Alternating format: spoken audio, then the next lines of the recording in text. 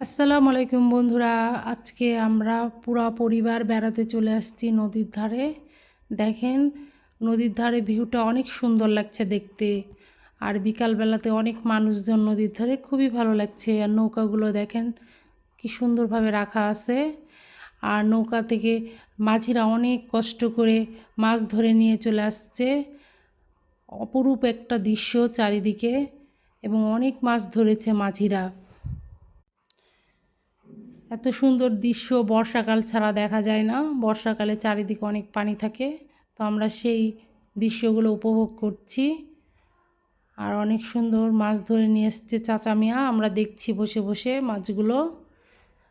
ধন্যবাদ সবাইকে ভিডিওটি দেখার জন্য। ভিডিওটি পছন্দ হলে অবশ্যই লাইক ও সাবস্ক্রাইব করবেন, সবসময় পাশে থাকবেন।